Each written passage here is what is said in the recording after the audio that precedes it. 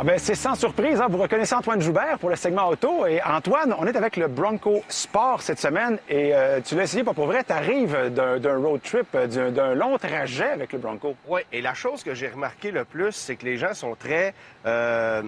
soit ils aiment ou soit ils n'aiment pas. Parce qu'évidemment, l'habillage esthétique, c'est assez particulier. Alors oui, j'ai roulé plus de 1800 km au volant de ce véhicule-là cette semaine. Je me suis rendu jusqu'à Manic 5. Ah oui? Je l'ai essayé pas à peu près. Évidemment, c'est le Bronco Sport qui fait partie de la grande famille des VUS compact de Ford, parce que vous voulez un VUS chez Ford, on en a de tous les formats et de tous les prix, tant que vous avez un prix minimum capable d'atteindre un prix minimum, devrais-je dire, parce que les prix ont monté un peu partout, on va y revenir un peu plus tard.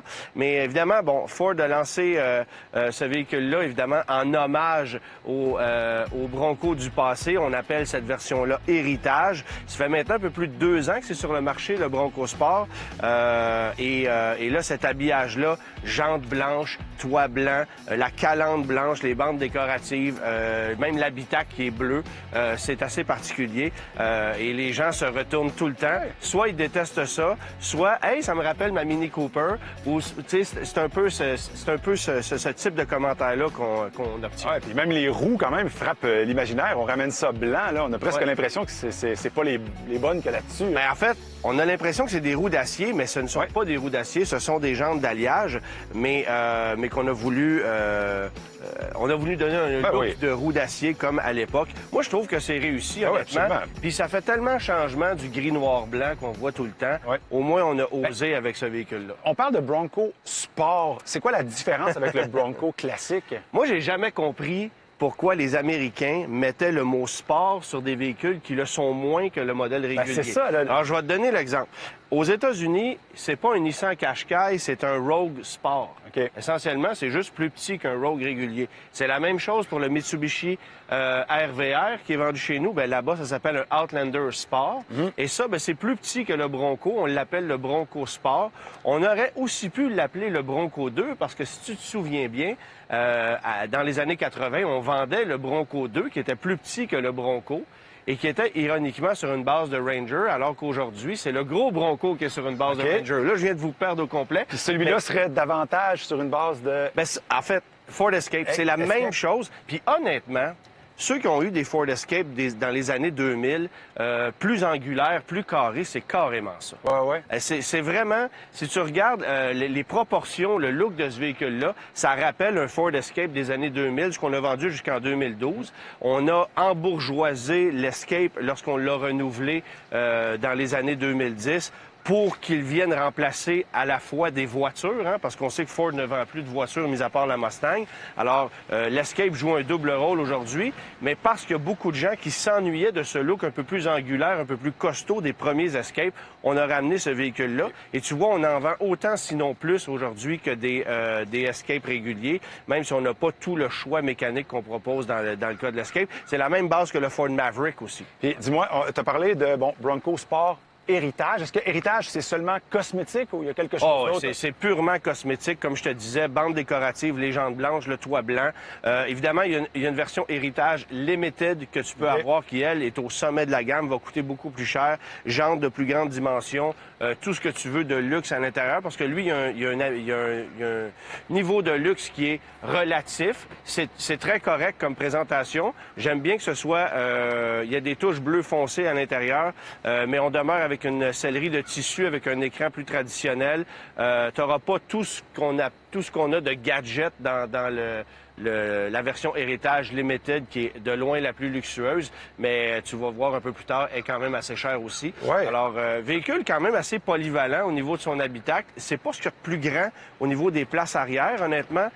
Si vous avez des sièges d'appoint... Je vais te dire ça. Je vais te dire ça, ça va être assez rapide. Ben, tu vois, le siège est réglé pour moi, puis tu as les genoux carrément appuyés derrière le dossier. J'ai déjà vu pire, je t'avoue, par exemple. J'ai déjà vu pire. C'est un gros siège d'appoint. Tu sais comment les sièges de bébé sont massifs aujourd'hui. C'est un gros siège d'appoint à installer. C'est un peu limite, d'autant plus que le dossier n'est pas réglable. Il y a certains véhicules compétitifs où tu vas avoir des dossiers réglables, des banquettes qui sont coulissantes. C'est pas le cas ici. Mais au niveau position de conduite, aménagement, moi, j'aime bien. Puis on a une super bonne visibilité aussi. Ce qui est le fun dans ce cas-là, c'est qu'on a un puits de lumière par le toit ouvrant, qui est évidemment une option, parce qu'il y a beaucoup d'options chez Ford. T'as pu voir les étoiles à la baie James, là, hein? J'ai pu voir les étoiles à la baie James. Honnêtement, j'ai bien aimé la route, parce que c'est pas le véhicule le plus confortable du segment. C'est très bien insonorisé. On le sent très solide. Quelques craquements. Il y avait des craquements qui provenaient du pavillon. Bref, il y a des petits bruits qu'on entend à gauche, à droite. Donc, qualité d'assemblage qui est peut-être à peaufiner un peu. Et évidemment, Mathieu, Apple CarPlay qui a fait défaut de temps en temps, qui est revenu, qui est parti, qui est revenu, qui est parti. Ça arrive de plus en plus dans plusieurs véhicules. Mais au niveau ergonomie d'ensemble, efficacité. Et je me suis même retrouvé, à un moment donné, dans un pit de sable, parce que j'en ai vu un. Fait qu'est-ce qu'il fait, Antoine, quand il voit un pit de sable? On va l'essayer. Ben oui. Et puis, il y a un mode sable. Hein. Si tu regardes sur la console centrale, il y a ce qui est écrit GOAT. Oui. Alors, c'est Goes Over All Terrain. Il y a 5 modes de conduite. Et évidemment, le plus poussé, c'est le mode sable. Je l'ai mis en fonction là-dedans. Donc, ça démultiplie la transmission. Puis honnêtement, c'est pas un Jeep Wrangler, c'est pas un Bronco pleine grandeur, mais ça se débrouille très, très bien. Alors, pour quelqu'un qui a besoin d'un VUS compact, mais qui fait un peu mieux qu'un Chevrolet Equinox, par exemple, là, ça travaille très, très bien. Mais au niveau de la motorisation, est-ce qu'on a un seul choix ou comment ça fonctionne? Il y a 2 choix. Et ça, c'est le plus petit des 2 moteurs. C'est un moteur 3 cylindres turbo. Alors ça, c'est ma déception. 3 cylindres turbo, 1,5 litres. C'est surtout le couple qui est impressionnant parce que le moteur s'essouffle rapidement. C'est 181 chevaux. Mais le couple initial est intéressant. Mais si tu passes à l'option du moteur 2 litres, là, ça devient plus intéressant. Tu as 250 chevaux, pas mal plus de nerfs. C'est le moteur que je choisirais personnellement. Jusqu'à ce qu'arrive, et ça, c'est non officiel, la version hybride qu'on annonce peut-être pour 2024. Ford ne l'a pas confirmé encore. Ça serait hybride branchable. Hybride régulier. Régulier, Hybride régulier, mais c'est la mécanique qu'on a dans le Maverick, qu'on a dans l'Escape. Alors, à quel prix on nous la vendra? Il n'y a rien de confirmé pour l'instant, mais les rumeurs se dirigent vers là, puis ça serait tout à fait logique. La tendance du marché aussi. Ben, la tendance du marché. Alors, ça serait très intéressant. Combien? 38 à 58 000 38 000, là, ça, c'est le modèle de base, tout nu, pas de bas.